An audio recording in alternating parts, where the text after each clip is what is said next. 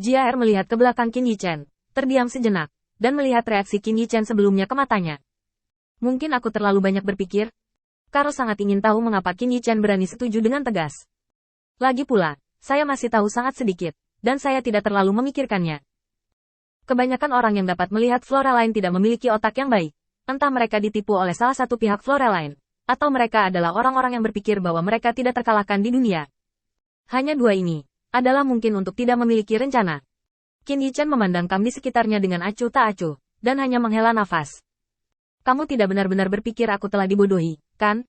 Saat JR muncul, Qin Yichen menebak siapa yang mencoba mengganggunya. Menara biji. Dalam konflik sebelumnya antara Bijita dan Floreline, Qin Yichen memiliki banyak kebohongan. Dan kekuatan Bijita tidak dapat dijamin untuk menekan Floraline. Jika hal-hal tidak menyenangkan yang sangat tidak menyenangkan sebelumnya tidak dapat dicurahkan pada Floraline, maka hanya ada dirinya sendiri, yang menjadi objek balas dendam. Bagaimanapun, kesemek harus dipetik dengan lembut. Ketika Karl mengatakan perjamuan, Qin Yichen tahu bahwa ini adalah untuk menghapus pendukungnya. Kemudian ambil kesempatan untuk menekan diri sendiri. Qin Yichen juga bermaksud memberi Karl ini dorongan memori. Anda melemparkan dan melemparkan diri sendiri. Anda tidak harus membawa saya dengan Anda. Itu sebabnya dia membiarkan Floraline bermain begitu mudah. Meskipun Qin Yichen sedang berjalan keluar saat ini, di garis pandangnya, setiap orang yang muncul di garis pandangnya diperhatikan olehnya, karena takut kehilangan orang yang dikirim oleh Bijita untuk memancing masalah. Melihat Qin Yichen hendak meninggalkan Kam, seorang pria dengan hidung biru dan wajah bengkak tiba-tiba muncul di depan Qin Yichen, meraih lengannya, dan sedikit menangis. Kakak Lin, tolong aku. Seseorang memukuliku. Dia menghinamu dan berkata bahwa kamu membuang-buang makanan lunak. Aku tidak tahan.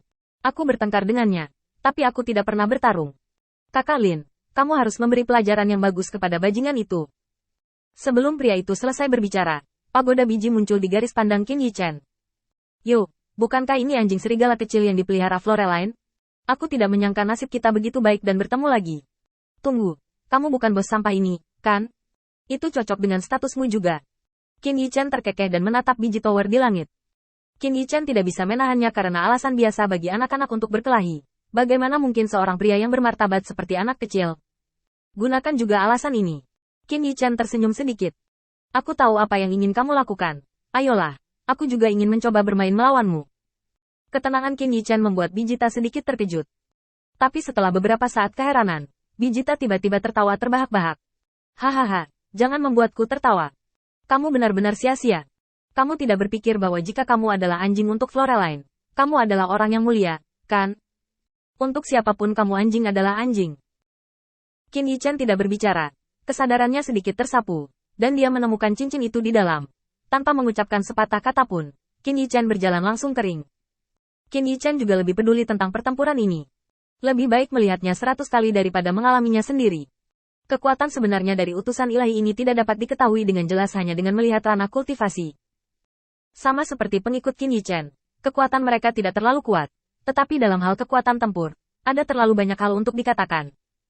Karena disiplinnya yang kuat, setiap lawan yang menentang kuil penguasa cahaya akan merasakan penindasan yang mutlak.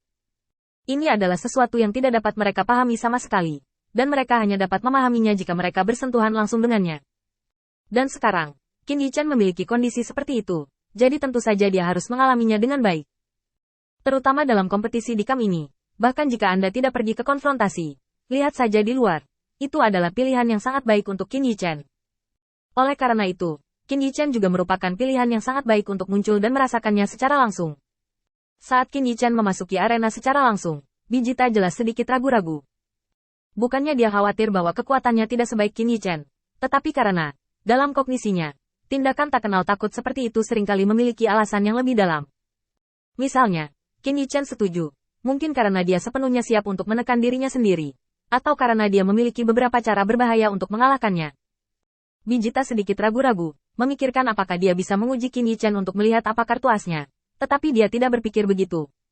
Sebelum dia membuka mulutnya, Qin Yichen tiba-tiba menoleh dan menatapnya. Senyum cerah di wajahnya mengejutkan hati Bijita. Dan apa yang dikatakan Qin Yichen juga sangat sederhana. Apa yang kamu lakukan berdiri di sana? Apakah kamu tidak takut? Kata-kata Qin Yichen langsung membuat hati Bijita melonjak marah. Apakah aku takut? Aku sedang berpikir, kapan aku bisa menamparkan kepala anjingmu dengan tamparan?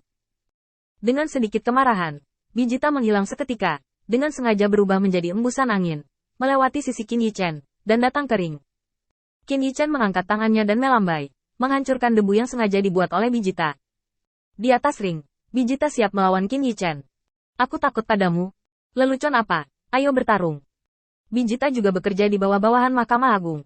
Sebagai kapten utusan ilahi, dia adalah yang terbaik di antara orang-orang ini. Terutama dalam hal kekuatan, Bijita memiliki kepercayaan mutlak. Bagaimana Anda bisa takut? Hanya bocah bau yang makan nasi lunak, beraninya dia menantang dirinya sendiri. Bahkan jika saya tidak dapat mengambil nyawa anjing Anda hari ini, saya akan mempermalukan Anda dengan baik dan melampiaskan kebencian saya. Kemunculan biji pagoda langsung membuat orang lain yang masih berada di arena sparring satu demi satu. Mereka semua menatap biji pagoda dengan gugup, dan setelah memastikan bahwa biji pagoda tidak ada di sini untuk memberi mereka pelajaran hari ini, mereka menghela nafas. Lega. Untuk sementara, ada suara dan diskusi. Siapa kamu? Siapa yang bisa membuat Bijita begitu marah? Entahlah, siapa yang tidak tahu seberapa tinggi langit, dan berani bertarung dengan biji tower? Mereka yang dipukuli di arena ini tidak dapat menemukan utara. Tidak ada 80.000, tetapi juga 8.000. Diam, aku salah satu yang dipukuli. Mungkin itu lebih baik daripada Tuan Jita, tapi aku tidak mengizinkanmu untuk mengkritik kekuatannya. Perubahan dan transmisi suara di sini segera menarik sekelompok orang lain yang menonton kesenangan dan tidak menganggapnya sebagai masalah besar. Bahkan Kacu, salah satu Jenderal Frodro, datang. Kacu tidak sopan kepada Bijita, dan langsung mendatanginya dan bertanya. Dengan siapa kamu bertarung? Wajah Bijita penuh amarah. Bukan apa-apa, aku diprovokasi oleh seekor anjing hari ini. Tunggu sampai aku mengalahkannya dulu.